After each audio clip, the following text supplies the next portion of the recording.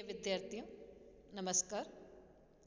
मैं डॉक्टर माला माथुर, सह आचार्य हिंदी, राजकीय महाविद्यालय Merta city. BA part first में हम फर्स्ट पेपर में प्राचीन काव्य में से कबीरदास उनके द्वारा रचित पद और साखियाँ कर रहे हैं। उसी क्रम में आज हम चेतावनी को अंग ले रहे हैं। चेतावनी मतलब चेतावनी। यह संसार नश्वर है, क्षणभंगुर है। चेतावनी को अंग में संसार की इसी नश्वरता और क्षणभंगुरता का वर्णन करते हुए कबीर कहते हैं कि यहाँ पर जो व्यक्ति आता है वह केवल कुछ समय का मेहमान होता है और शीघ्र ही पुनः मृत्यु को प्राप्त हो जाता है, क्योंकि इस संसार में जिसने भी जन्म लिया है वह मृत्यु को प्राप्त हुआ है। यह संसार नश्वर है और इसकी भांति यह मानव शरीर भी नश्वर और क्षणभंगुर है। इसके सौंदर्य पर मनुष्य को कभी भी गर्व नहीं करना चाहिए, क्योंकि यह क्षणिक और नश्वर है। जब शरीर एक बार नष्ट हो जाता है तो वह फिर दोबारा नहीं मिलता है। इसलिए कबीर मनुष्य को चेतावनी देते हुए कहते हैं कि हे मनुष्य, तू संसार की विषय वासनाओं को छोड़कर भगवान की भक्ति में लग जा, क्योंकि यह मनुष्य शरीर फिर तुझे दोबारा आसानी से नहीं मिल सकता। संसार, जीवन, शरीर और सांसारिक संबंधों की नश्वरता और क्षणभंगुरता का मार्मिक वर्णन करते हुए कवि ने इसमें चेतावनी दी है कि मनुष्य तो इन बंधनों में मत पड़, भगवान की भक्ति और साधुओं की संगति कर, उसी से तेरा कल्याण हो सकता है। तो शुरू करते हैं हम चेतावनी को अंग। सातों शब्द जू बाजते, गरी गरी होते राग, ते मंदिर खाली पड़े, बैसन लागे काग। खासी नहीं, खाली। इसमें कवि ने संसार की क्षणभंगुरता का और परिवर्तनशीलता का वर्णन किया है कि कल जैसा हमारा समय था वो आज नहीं है, आज जो है वो कल नहीं रहेगा। संसार की प्रत्येक वस्तु क्षणिक है, नश्वर है, चिरस्थायी नहीं है। तो कवि कहता है कि जहां पर घर घर में राग रागिनियों के मधुर स्वर गुंजायमान हो रहे थे, सातों प्रकार के वाद्य यंत्र, जो 7 प्रकार के वाद्य यंत्र होते हैं, झांझ, मृदंग, शंख, शहनाई, बीन, बांसुरी और ढोल, सातों प्रकार के वाद्य यंत्र बज रहे थे। मधुर राग रागिनियों के स्वर उनसे गुंजायमान हो रहे थे, जिससे उन घरों के हमें धन संपन्न होने का, वैभव संपन्न होने का, सुखी और खुशहाल जिंदगी का, वैभव और ऐश्वर्य से परिपूर्ण जीवन का पता चलता था कि उन घरों में वैभव का प्रत्येक उपकरण उपस्थित था, आनंद और उल्लास छाया हुआ था। लेकिन आज वे ही भवन और स्थान इस समय की परिवर्तनशीलता के कारण और सांसारिक वस्तुओं की क्षणभंगुरता के कारण खाली और सुनसान पड़े हैं और उनमें कौवे निवास करने लगे हैं। आज राग रागिनियों के वह मधुर स्वर लुप्त हो गए, आनंद उल्लास नष्ट हो गया, वैभव का प्रत्येक उपकरण नष्ट हो गया, क्योंकि यह संसार परिवर्तनशील है, क्षणभंगुर है, नश्वर है। यहाँ कोई भी वस्तु चिरस्थायी नहीं है। तो इसमें कवि ने संसार की नश्वरता का, समय की परिवर्तनशीलता के बारे में बताते हुए हमें अप्रत्यक्ष रूप से सचेत किया है कि हम अपना ये मानव जीवन व्यर्थ ही नहीं गंवाएं, भगवान की भक्ति करें। अनुप्रास और पुनरुक्ति प्रकाश। यह ऐसा संसार है जैसा सैंबल फूल, दिन 10 के त्योहार बने झूठे रंगी न भूल। इसमें भी कवि संसार की क्षणभंगुरता के बारे में सैमर के फूल की उपमा देकर बता रहा है कि ये संसार तो सैमर के फूल की भांति है। कवि कहता है कि यह संसार सैमर के फूल के समान है कि जैसे सैमर का फूल केवल दिखने में अच्छा लगता है, परंतु उसमें गंध, स्वाद, रस नहीं होता है, और जैसे ही वो पकता है उसके रेशे हवा में उड़ जाते हैं। सैमर के फल में भीतर कुछ भी तत्व नहीं होता है। तोता सैमर के फूल में कुछ प्राप्ति की आशा से चोंच मारता है, लेकिन उसे अंततः निराश ही होना पड़ता है। तो जैसे सैमर का ये जो फूल है ये सारहीन है, उसमें कोई तत्व नहीं है, कोई सार तत्व नहीं है, वैसे ही ये संसार और ये सांसारिक विषय भोग की वस्तुएं भी क्षणभंगुर है, नश्वर है, इनमें कोई सार तत्व नहीं है। और मृत्यु के पश्चात ये सभी वस्तुएं जिसके लिए मनुष्य जिंदगी भर दौड़ता है, भगवान को भूल जाता है, वे सभी वस्तुएं यहीं रह जाती है।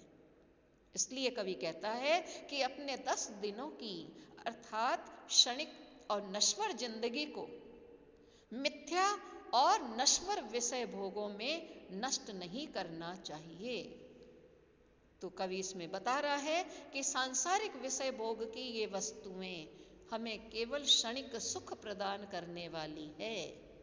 ये संसार निस्सार है, मिथ्या है। तो हमें अपना जीवन उस भगवान की भक्ति में बिताना चाहिए, इन सांसारिक विषय भोगों में लिप्त नहीं होना चाहिए। उपमा अलंकार है।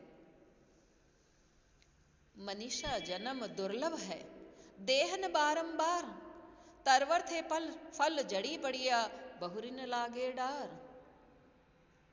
ये दुलंभ नहीं है, दुर्लभ है। इसमें कवि ये बता रहा है कि ये जो मनुष्य जीवन हमें जीने के लिए मिला है, ये बहुत कठिनाई से प्राप्त होता है। इस जीवन की सार्थकता केवल परमात्मा के ध्यान और उसके प्रति प्रेम में है। कवि कहता है यह मानव जीवन अत्यंत दुर्लभ है, बहुत कठिनाइयों से कई योनियों में भटकने के बाद मिलता है।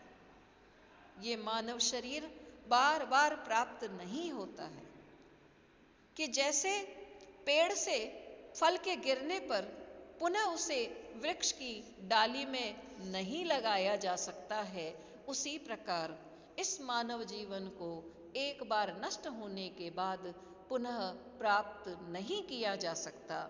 इसलिए इस मानव जीवन को व्यर्थ नहीं गंवाना चाहिए, भगवान की भक्ति कर इसे सार्थक करना चाहिए।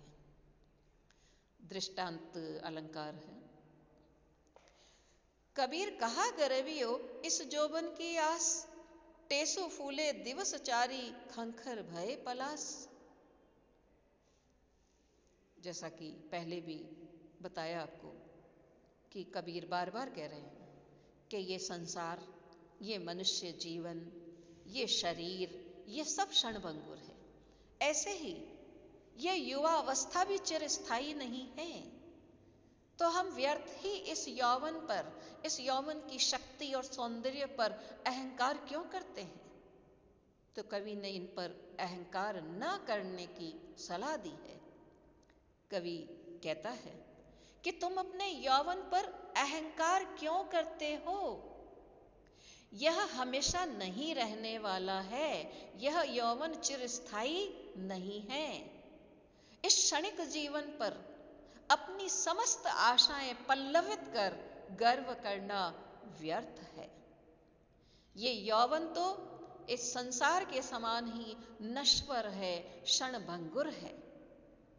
इसकी स्थिति तो टेसू के फूल की तरह है कि जैसे टेसू का फूल 4 दिन के लिए फूलता है, उसके बाद मुरझा जाता है, और पलाश भी कुछ समय पश्चात ठूंठ हो जाते हैं, वैसे ही ये युवा अवस्था भी चिरस्थायी नहीं है। ये तो कुछ समय बाद ढल जाएगी, बुढ़ापा आ जाएगा और अंत में यह देह नष्ट हो जाएगी, मृत्यु आ जाएगी और ये अस्थि चर्ममय शरीर क्षार में बदल जाएगा, राख में बदल जाएगा। तो तुम व्यर्थ ही इस पर अहंकार क्यों करते हो?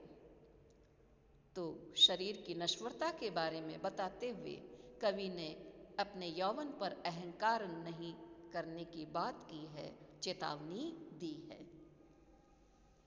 मैं में बड़ी बलाई है, सके तो निकसी भाजी, कब लग राखो हे सखी, रुई पलेटी आगी।